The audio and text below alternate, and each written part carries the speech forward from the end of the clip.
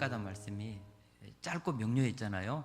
그랬더니 보니까 보통 막 2,000번 넘으신 분들이 많아요. 그래서 많이 도전이 됐습니다. 이번 주도 아주 학가단 말씀이 짧고 명료합니다.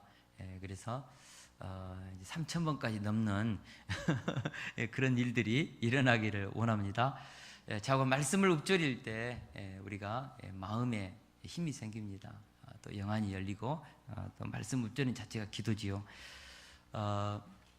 여호와께 감사하라. 여호와께 감사하면서 그분의 인자하심과 선하심을 묵상하면서 학가다 할 때 큰 은혜가 있을 줄 믿습니다. 매일 밤 다니엘 기도회로 큰 은혜를 받고 있습니다. 아무것도 준비하지 않고 앉아서 은혜만 받아 먹으니 얼마나 좋은지 모릅니다. 평신도들은 모를 거예요. 근데 정말 앉아서 은혜만 받으니까 얼마나 좋은지요.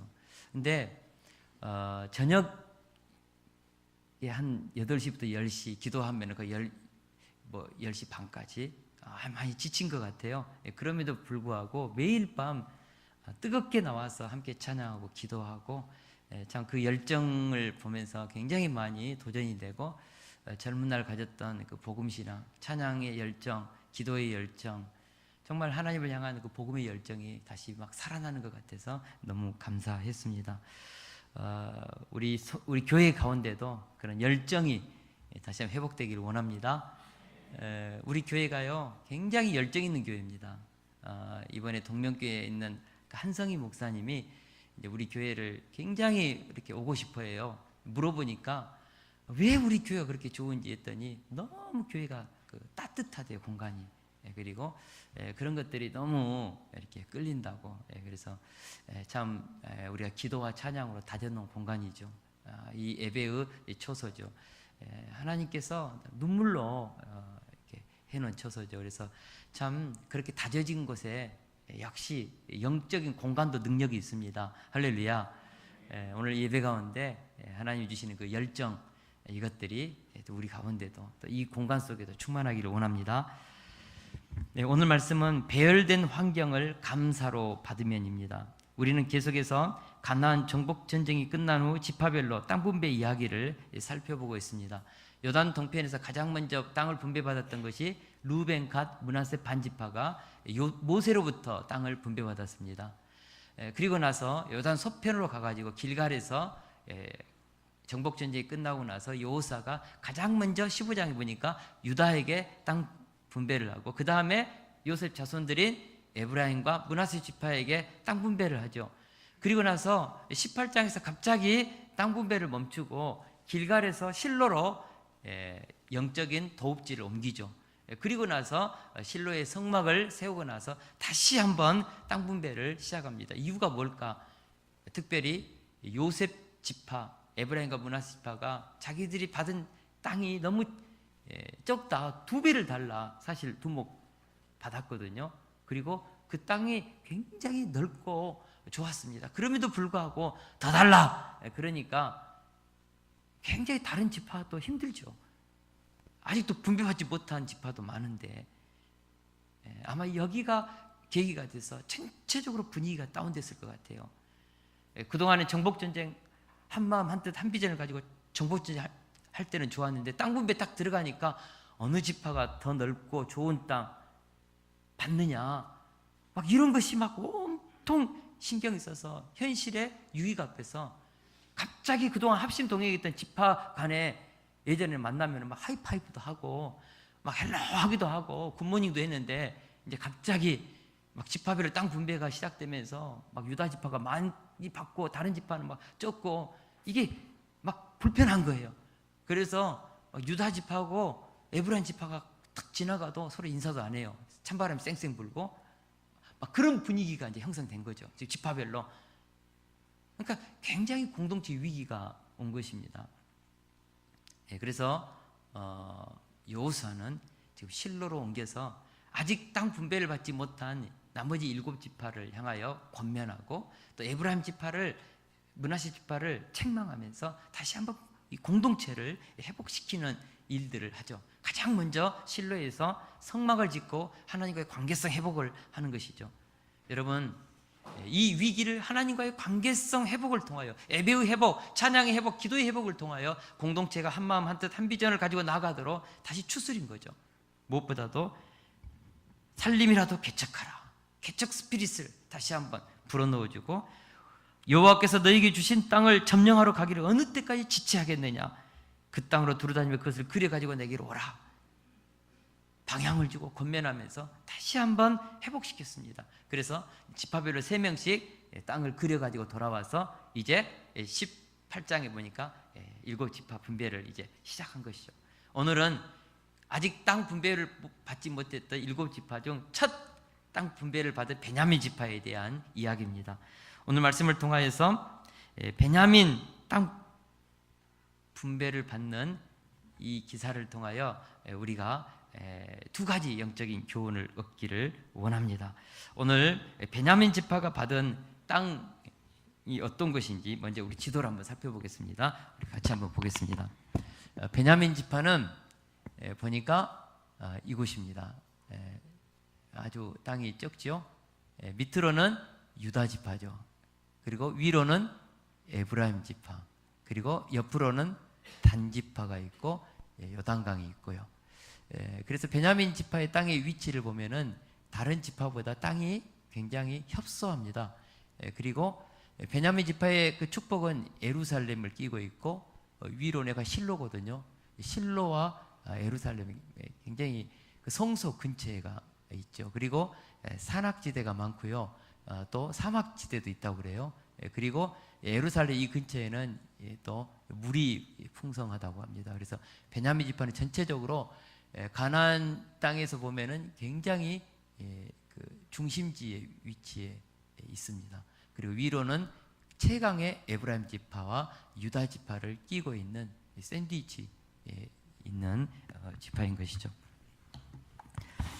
우리가 오늘 이 베냐민 땅 분배를 통하여서 주어지는 영적 교훈 2가지를 같이 살펴보고자 합니다. 첫째로, 하나님이 분배해 주신 땅을 감사로 받으면 안전히 거하는 축복을 받습니다. 우리 같이 한번 읽어보겠습니다. 시작. 하나님이 분배해 주신 땅을 감사로 받으면 안전히 거하는 축복을 받습니다.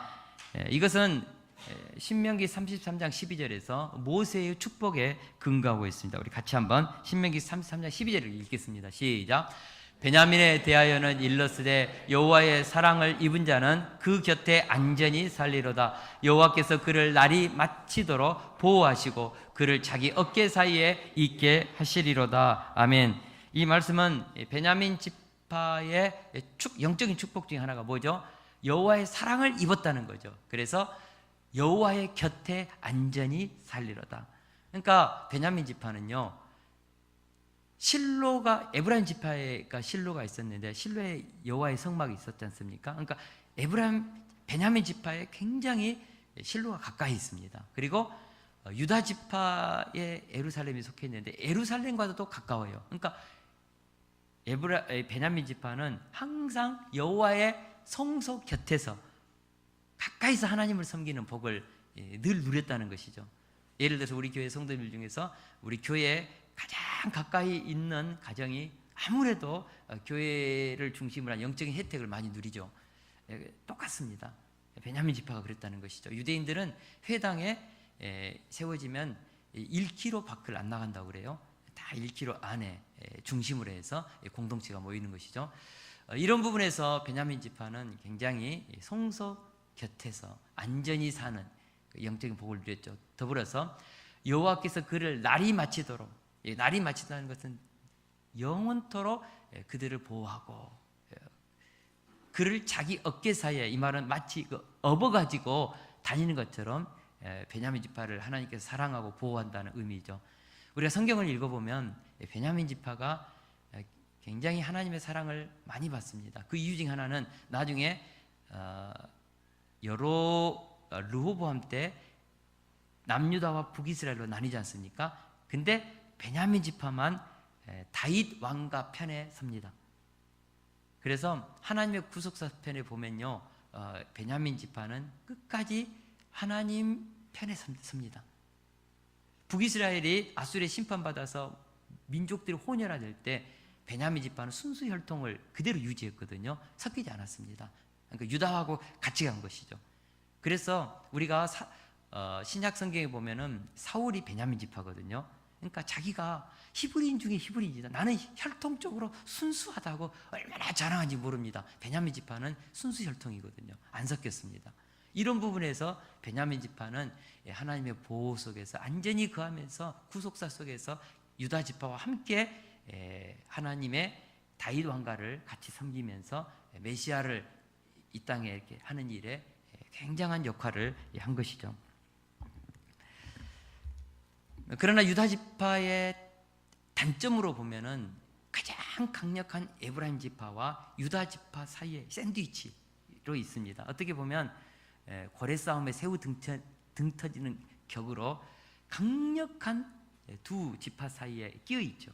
이런 것들은 어떻게 보면은 베냐민 지파를 굉장히 불편하게 하는 것이죠. 마치 전교 1등하고 2등이 옆에 있어요. 나는 그냥 전교에서 한 200등 하는데 막 그거 같아요. 너무 강력한 두 이렇게 최고의 지파 사이에서 잘못하면 열등의식 이런 것이 있기 쉽습니다.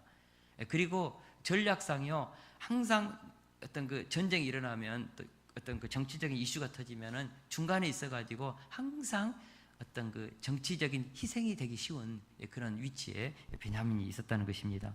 그러나 긍정적인 면에서 보면 베냐민 지파는 비록 뭐 환경적으로 좁고 했지만 항상 여호와 성소의 곁에서 하나님의 보호를 받는 축복을 받은 것이죠.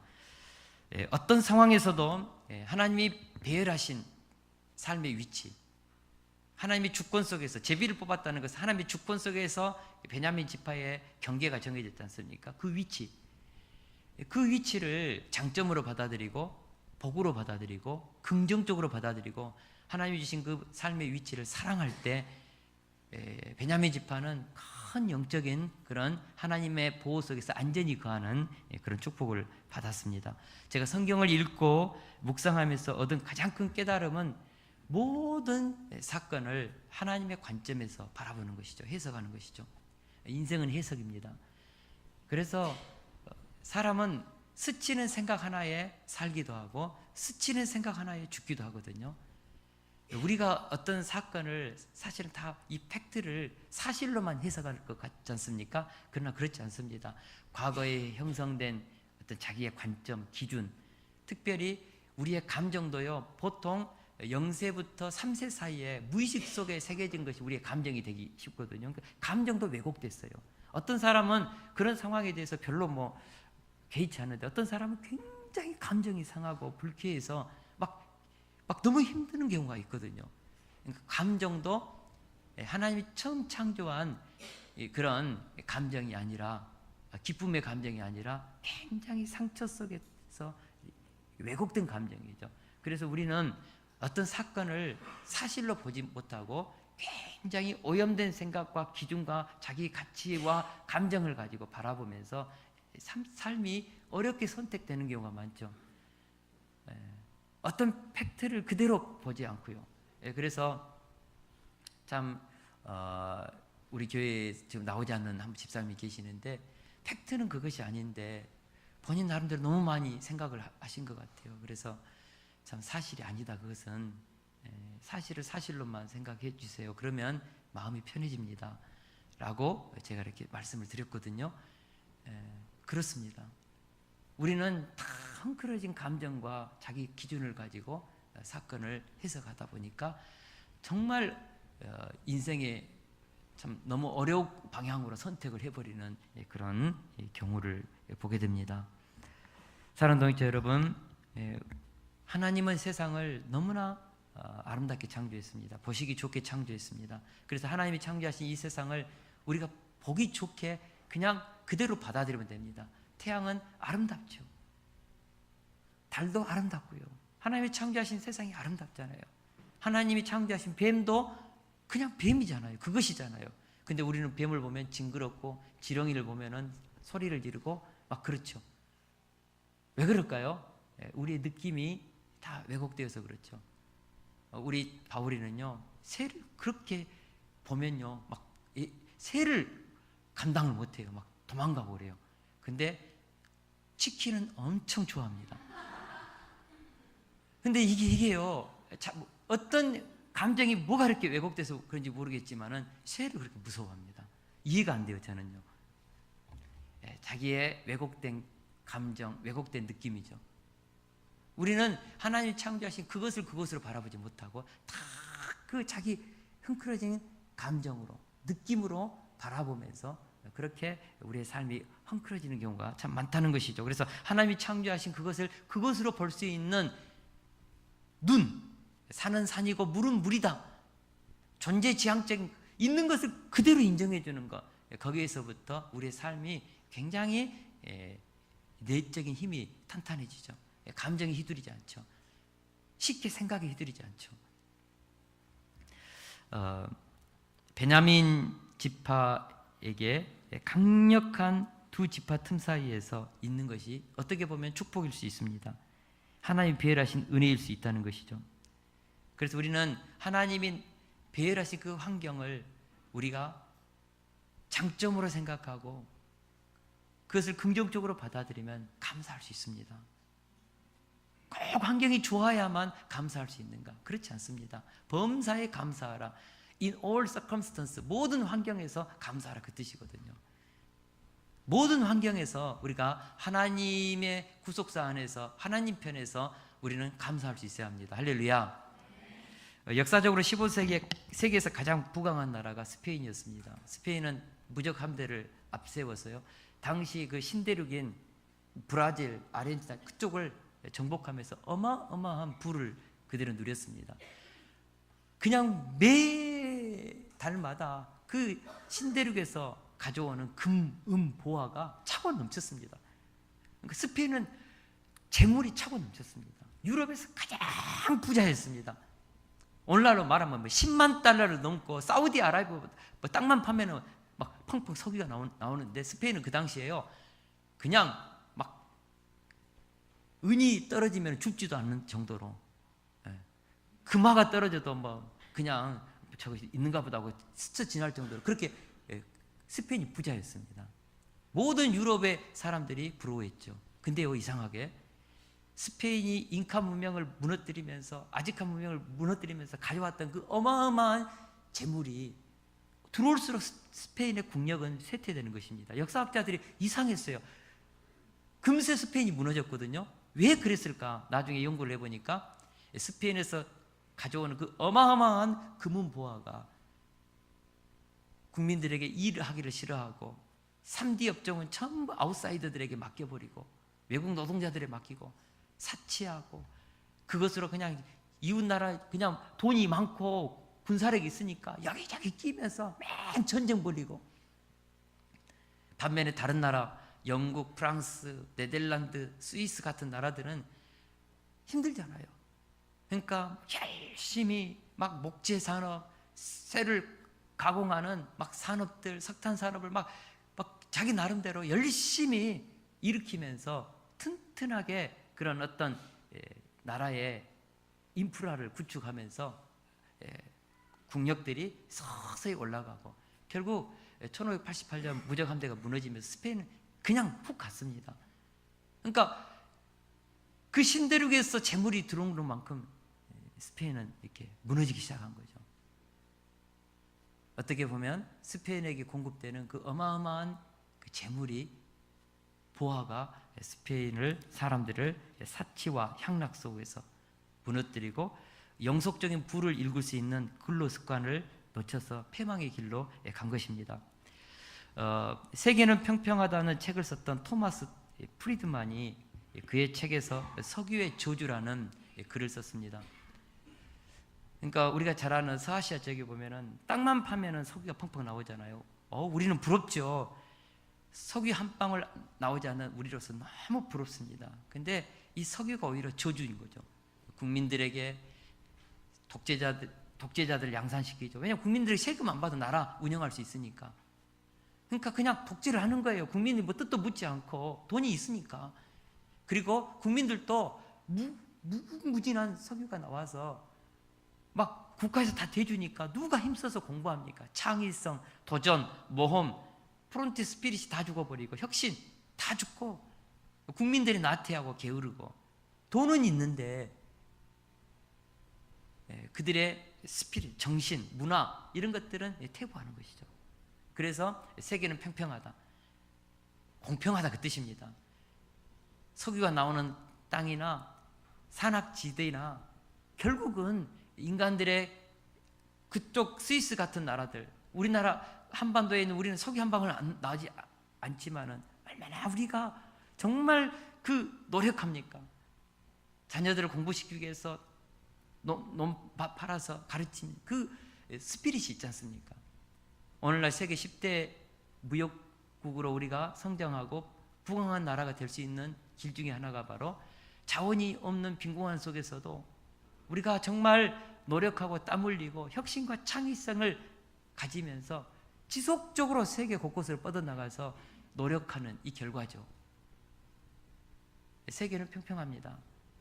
많이 가졌다고 해가지고 그것이 꼭 유익한 것은 아니고, 없다고 가난하고 고아로 자랐다고 해서 그것이 내 인생의 결정적인 그런 아킬레스건이 되는 것도 아닙니다. 오히려 각자의 환경에서 우리를 더 깨어있게 하고 살게 한다. 그래서 세계는 평평하다라는 책을 써낸 유명한 칼럼니스트입니다. 여러분, 인생은 공평합니다. 평평합니다. 각자의 삶의 자리에서 하나님 주신 은혜의 분량이 다 있다는 것이죠. 베냐민 지파, 하나님이 배열하신 그 환경은 비록 기름진 땅이 가장 적거든요. 땅덩어리도 적게 분배받았고, 그러나 그들은 영적인 긴 구속사 속에서 보면은 끝까지 하나님의 성소 곁에서 섬기다가 혈통적으로 다윗 왕국과 함께 끝까지 하나님의 사랑과 보호함을 받는, 안전히 거하는 축복을 받았다는 것이죠. 사랑하는 성도 여러분, 하나님이 배열하신 삶의 자리를 감사로 받아들이면, 그리고 장점만 생각하면 그것이 우리 인생의 기적을 가져올 수 있습니다. 왜냐하면 우리 하나님은 선하시며 그 인자하심이 영원하기 때문입니다. 시편 106편 1절에 보니까 여호와께 감사하라, 그는 선하시며 그 인자하심이 영원함이로다라고 했습니다. 하나님의 본성 자체가 선하십니다. 그래서 우리는 하나님의 자녀들이기 때문에 합력하여 선을 이루어 가십니다. 현재적인 내 삶의 자리가 비록 못마땅하고 불편하고 해석이 안 되는 고난이 찾아온다 할지라도 틀림없이 하나님의 뜻이 있습니다. 틀림없이 하나님의 뜻이 있습니다. 그것을 받아들이고 그곳에서부터 하나님께 감사하면서 성실하게 그렇게 나아갈 때 우리는 그 하나님의 은혜 안에서 누구든지 황홀하고 복된 인생을 살 수 있다는 것이죠. 할렐루야. 베냐민 지파가 그 뜻과 하나님의 뜻과 주권을 깨달을 때 그들은 여호와의 보호 아래에서 가장 안전하고 영원한 복을 받아 누렸습니다. 그러나 반대로 자신의 삶을 배열하신 하나님께 감사하지 못할 때 그때는 어떤 일이 일어났는가? 우리 둘째 같이 한번 읽어보겠습니다. 시작. 하나님이 분배해 주신 땅을 단점만 생각하고 불평하면 물어뜯는 이리가 됩니다. 아멘. 물어뜯는 이리, 그러니까 조금 싸납죠.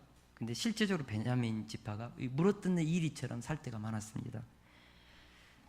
베냐민 지파는 자신의 삶의 자리에서 장점만 바라볼 때는 하나님 곁에 거하며 하나님 어깨 사이에서 안전하게 보호받는 축복을 누렸습니다. 그러나 단점을 바라보고 원망하고 불평할 때는 상당히 호전성을 띠었습니다. 특별히 그 위치 자체가 유다와 에브라임 지파 사이에서 너무 정교에서 1, 2등 나가니까 막 이게 열등의식도 생기고 막 좀 시기심도 발동하고 정치적인 어떤 그런 문제에 휩싸이면 항상 막 이리 치고 저리 치다 보니까 베냐민 지파는 호전적이 되었다고 그랬거든요. 호전적이 되었다는 것은 객기를 부리는 막 그런 어떤 그 분노심이 막 그 공동체 안에 막 생기기 시작한 거예요. 그래서 그 베냐민 지파가 자신의 삶의 위치를 불평하고 원망할 때 어떤 일이 일어나는지에 대해서 야곱은 이렇게 예언한 것이죠. 창세기 49장 2절을 같이 한번 읽겠습니다. 시작. 베냐민은 물어뜯는 일이라 아침에는 빼앗은 것을 먹고 저녁에는 움킨 것을 나누리로다. 베냐민 지파가 분쟁 속에서 강력한 두 지파 속에 끼면서 고래싸움에 새우 등 터지듯이 그렇게 자꾸 치이면서 분노가 쌓이고 호전성이 되어질 때 대표적으로 터진 케이스가 바로 우리 사사기에 보면 레인 첩 사건이 있습니다. 레인이 자기 첩을 데리고 베냐민 지파 경내에 있는 기브아에 갔다가 그곳에서 그냥 동네 청년들이 그 레이 그 동성애 하다가 그냥 아내를 이렇게 내주니까 윤관하고 어떻게 보면 죽였죠. 그래서 이 레인이 그 시신을 다 이렇게 쪼개서 11지파에 다 이렇게 보냈거든요. 이 이스라엘 사회에 충격적인 경악적인 사건이 일어난 거죠. 그래서 대표들이 모여가지고 베냐민 지파 이렇게 보내서 그놈들을 내놔라. 우리가 이스라엘의 공동체의 이름으로 이들은 하나님의 그들의 죄에 대해서 하나님의 이름으로 심판해야 된다. 근데요 베냐민 지파가요 객기를 부렸습니다. 안 내놓겠다는 거예요. 아니 내놓으면 되잖아요. 근데 못 내놓겠다는 거예요. 막 객기를 부리고 11지파 한번 해보자고 막 맞짱 뜨자고 막 호전성을 막 부리면서 결국은 11지파하고 전쟁했거든요. 그러다가 베냐민 지파가요 전체가 몰살하고 남자 600명만 살았습니다. 하마터면 인류 역사에 베냐민 이 DNA 지파의 씨가 완전히 소멸될 뻔했죠. 뭐 하다가요? 객기 부리다가. 정말 물어뜯는 이리처럼 자기 삶의 환경에 대해서 계속해서 막 분노를 가지고 객기 부리다가 그런 처참한 역사적인 아픔을 당한 적이 있습니다. 사람이 자신의 삶의 위치를 받아들이지 못하고 자꾸 불평하고 원망하다 보면 호전적이 되고 물어뜯는 이리가 되어서 많은 사람을 적으로 만들기 쉽습니다. 결국 하나님이 배열하신 자신의 삶의 자리를 사랑하지 못할 때 비극적인 삶을 살게 되는 것이죠. 베냐민 지파처럼 자신의 삶의 자리를 장점으로 받아들이면 여호와의 보호 아래 안전히 거하는 축복을 받지만 그것을 단점으로 받아들이면 물어뜯는 이리처럼 자신의 약점을 건들고 지적하는 자들에게 호전적으로 대하면서 객기를 부리다가 불행한 삶의 열매를 맺을 수 있다는 것입니다. 16세기 스페인 작가 세르반테스가 쓴 소설 돈키호테에 보면 돈키호테가 참 멋진 연설을 한 부분이 있습니다. 한번 같이 한번 읽어보겠습니다. 시작. 혈통을 만드는 것은 핏줄이 아니라 그가 흘린 땀이다. 자신의 노력이 혈통을 만들 뿐이다. 우리가 귀족이든 평민이든 우리 모두는 아담과 이브의 자손이다. 그래서 각자는 자신의 노력으로 훌륭하게 돼야지 조상의 고상한 혈통에서 자신의 미덕을 찾을 게 아니다. 당시 스페인이 굉장히 잘 나갈 때죠. 혈통 속에서 누리는 그런 귀족 사회들을 향한 하나의 도전이죠. 혈통을 만드는 것은 핏줄이 아니라 그가 흘린 땀이라는 것이죠. 노력이라는 것이죠. 수많은 사람들이 혈통으로 내려오는 금수저의 삶을 부러워합니다. 그래서 자신의 삶을 혈통적으로 흙수저이기 때문에 노력해도 삶에 희망이 없다고 원망하고 불평하면서 자신의 삶의 자리를 운명적으로 돌리는 사람들이 참 많습니다. 그러나 우리가 분명하게 알아야 합니다. 혈통을 만드는 것은 핏줄이 아니라 그가 흘린 땀과 노력입니다. 지금 그런 삶을 누리고 있는 금수저들의, 우리는 금수저라고 하는데 그들도 다 어렵고 힘든 삶의 그 아픔을 뚫고 노력하면서 흘린 땀을 흘리면서 만든, 어떻게 보면은 열매이기도 하죠. 우리는 다 아담과 이브의 자손들입니다. 혈통은 사실 없습니다. 누구든지. 우리는 우리가 흘린 땀과 노력으로 우리의 미래의 혈통을 다 만들 수 있습니다. 행크 에런이 이런 말을 했습니다. 행크 에런 그러면은 미국 메이저리그 홈런왕입니다. 근데 이분이요 했던 말입니다. 우리 같이 한번 읽어볼까요? 시작. 매일 정신이 아득할 정도로 많은 시간을 연습에 쏟고 나면 이상한 능력이 생긴다. 다른 선수들에게는 없는 능력이 생기는 것이다. 예를 들면 투수가 공을 던지기 전부터 그 공이 커브인지 직구인지를 알 수 있게 된다. 그리고 날아오는 공이 수박처럼 크게 보인다.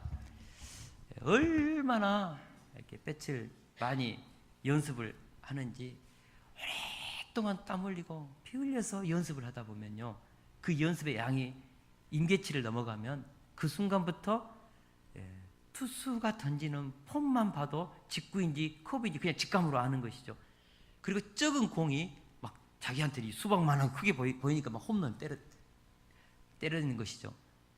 무엇의 결과입니까? 피와 땀과 연습의 결과입니다. 야구의 최고의 금수저는 땀과 노력과 연습의 결과로 만들어진 것이죠. 우리가 정말 아는 김연아라든지 강수지 같은 최고의 그런 선수들도 다 정말 피땀 흘린 노력의 대가입니다. 예전에 우리 김연아 선수 인터넷에 떠도는 그 발을 본 적이 있거든요. 또 강수지 씨의 발도 본 적이 있어요. 발레리나, 세계 최고의 발레리나. 꼭 문둥이 발처럼 다 이렇게 뭉개졌습니다. 망가졌습니다. 무엇일까요? 정말 피를 깎는 연습을 한 결과죠. 그것이 그들의 오늘날 우리가 말하는 금수저의 삶이죠. 여러분, 하나님은 우리 모두에게 각자에게 우리 모두에게 재능을 주었습니다. 저는 우리 사관학교 학생들한테 매일 아침마다 많이 강조한 것 중에 하나가 뇌는 평범한 사람들은 3%, 아인슈타인은 10%를 썼는데 너희들은 15%만 써라. 뇌에는 1000억 개의 컴퓨터가 있는데 이것이 시냅스로 연결돼 가지고 인간의 뇌는 1000억 개의 컴퓨터가 연결된 이 인류 역사상 가장 위대한 슈퍼컴퓨터다. 무한하다. 제가 이번에 우리 차정순 전 총장님부터 들은 이야기인데 CIA라든지 FBI 그런 어렸을 때부터 키워낸 최고의 스파이는 50개의 언어를 쓴대요. 가능하답니다. 그것이 어마어마하죠. 인간의 뇌는 할 수 있습니다. 우리는 할 수 있습니다.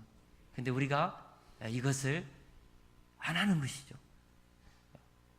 안 하는 것이죠. 못하는 것이 아니라 안 하는 것이죠. 여러분, 누구든지 연습의 힘이 위대한 인생을 살게 하고 땀과 노력의 힘이 마법 같은 인생을 만들어내는 것이죠. 누구든지 우리 각자에게 주어진 삶의 자리는 운명적인 요소가 없는 것은 아닙니다. 분명히 있습니다.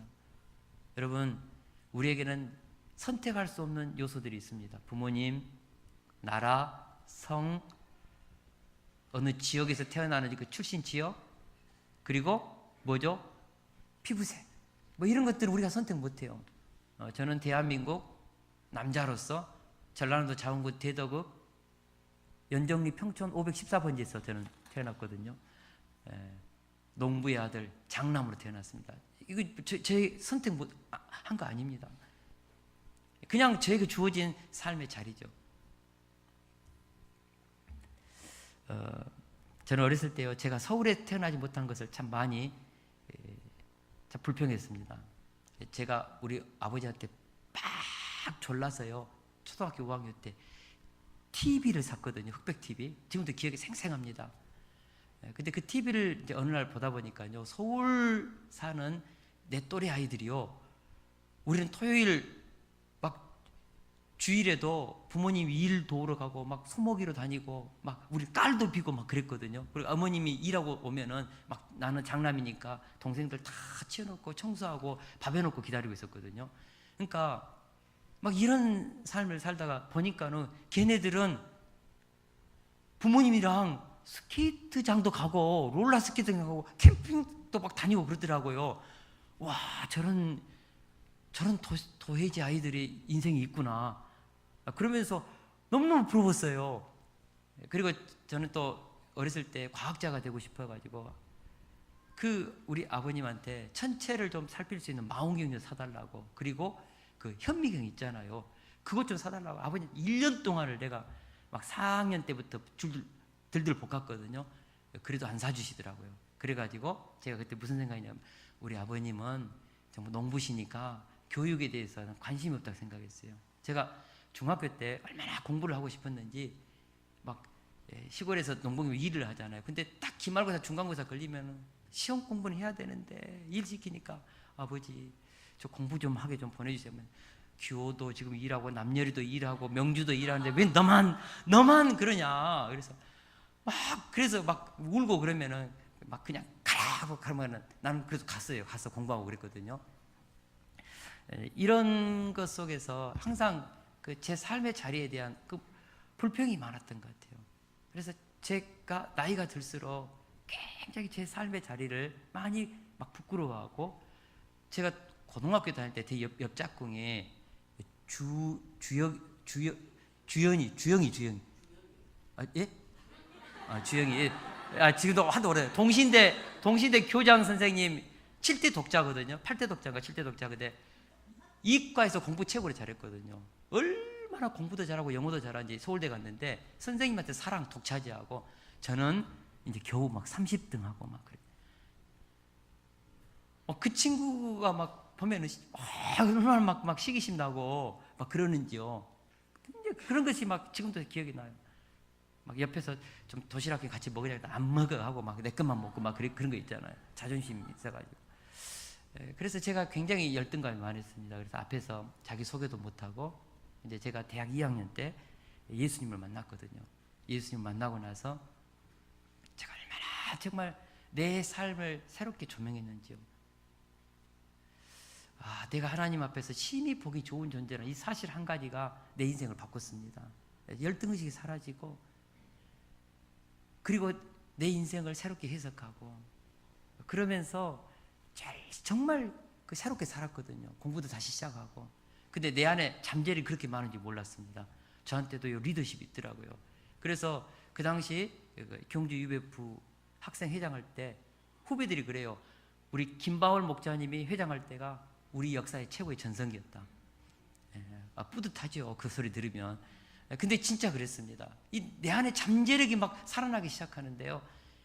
하나님 안에서 나는 독수리 같은 인생이었고, 처음부터 하나님의 사랑받는 걸작품이었고, 위대한 인생을 살 수 있는 모든 것이 다 주어진 것이죠. 스스로 환경과 조건 속에서 스스로 자학하면서 내 모든 에너지를 다 소진시킨 것이죠.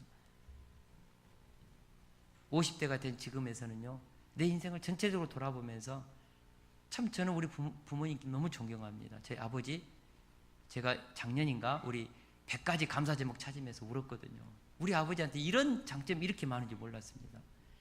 저희 아버지가 그 운전면허 시험을 60대 중반에 따러 갔는데, 이게 실기에서는 패스했는데 필기에서 13번 떨어졌거든요.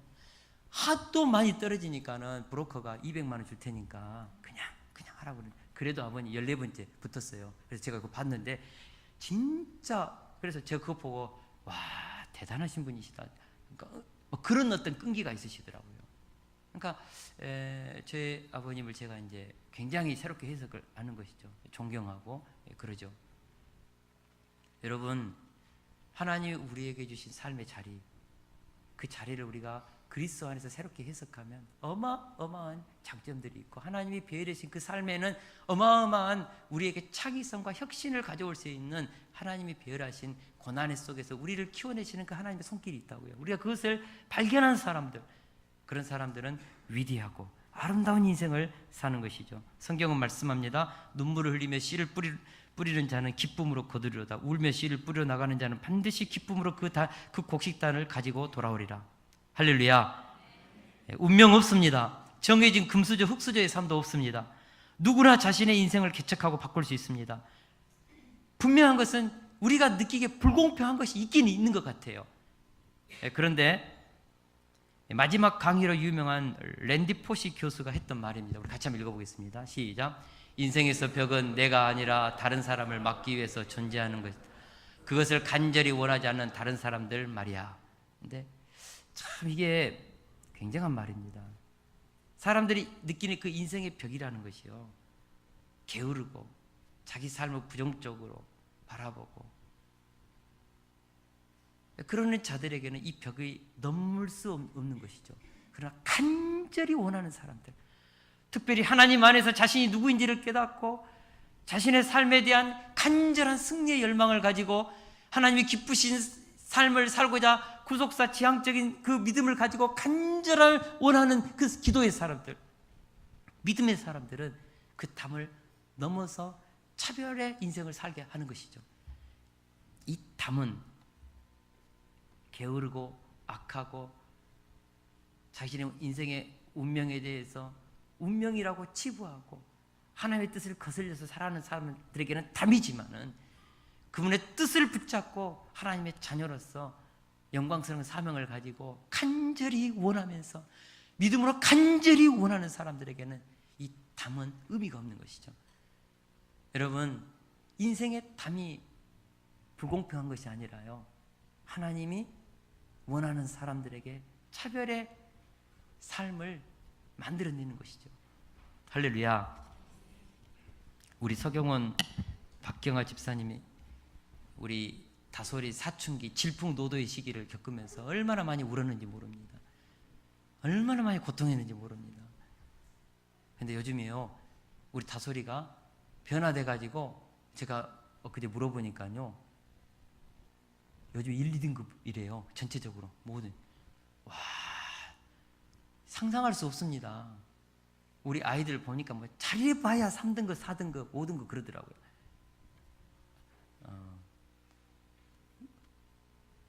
새로운 개벽이 일어난 거죠. 그죠? 근데 하나님 안에서 기도하고 그 와중에서도 하나님을 바라보고 믿음으로 사는 자녀들의 삶을 만지시는 것을 보게 되는 것이죠. 사랑하는 동역자 여러분, 지금은 희미하고 잘 안 보일 때가 많아요. 그러나 시간이 지나면 다 선명하게 벗겨질 때 하나님이 우리를 인도하신 그림이 보일 때가 있습니다. 지금 상황과 환경을 가지고 불평하고 원망하지 마십시오. 때로는 그것이 내가 선택한 삶일 수도 있습니다. 때로는 하나님이 배열하신 삶일 수도 있습니다. 이해되지 않는 고난일 수 있습니다. 이해되지 않는 인생의 어떤 배신을 당하고 정말 알 수 없는 그런 시련도 당할 수 있어요. 그러나 하나님의 전체적인 큰 그림에서 보면 모든 환경이 감사할 수 있어야 한다는 것이죠. 잘 되면 감사, 안 되면 더 감사. 우리는 감사할 수 있어야 합니다. 하나님이 배열하신 그 환경, 하나님이 배열하신, 비록 내가 선택했다 할지라도 주어진 그 삶의 환경을 사랑하고 그것을 긍정적으로 바라보고 구속사편에서 해석하고 그렇게 나아가면 베냐민 지파가 누리는 여호와의 곁에서 안전히 거하고 보호받는 영원한 영적인 복을 받아 누릴 수 있는 것이죠. 할렐루야. 오늘 말씀을 통하여 우리 안에 있는 내 삶의 자리에 대한 쓴뿌리를 해결할 수 있기를 축원합니다. 혈통을 만드는 것은 핏줄이 아니라 우리의 땀과 노력입니다. 혈통을 만드는 것은 핏줄이 아니라 믿음으로 말미암는 의입니다. 우리는 그리스도 안에서 모두가 다 금수저들이 된 자들임을 믿으시기 바랍니다. 우리는 그리스도 안에서 모두가 다 사망에서 생명의 자리로 옮겨진 하나님 나라의 황공주 황태자들입니다. 자아상을 바꾸세요. 우리는 정말 하나님이 이 땅에 주신 최고의 보배롭고 존귀하고 사랑받고 가치 있는 하나님의 자녀들입니다. 남들이 부러워하는 최고의 금수저들이라고요. 영적인 어떻게 보면 귀족들입니다. 하나님의 빛의 자녀들입니다. 우리가 이 의식을 다시 한번 가지면서 하나님이 내게 배열하신 이 삶의 자리에서 항상 감사하고 기뻐하면서 구속사 지향적으로 해석하면서 하나님께 영광 올려드리는 정말 황홀한 인생을 우리 모두가 다 살아낼 수 있기를 주의 이름으로 축원합니다. 이번 한 주 동안에는 여호와께 감사하라. 그는 선하심에 그 인자심이 영원하미로다. 이거 학가다 하면서 내 인생 가운데 행하실 하나님의 선하심, 그분의 인자하심 우리가 믿으면서 합력하시 선을 이루시고 승리케 하실 그 주님을 바라보면서 우리가 감사하면서 이 한 주를 승리해낼 수 있기를 주의 이름으로 축원합니다. 우리 찬양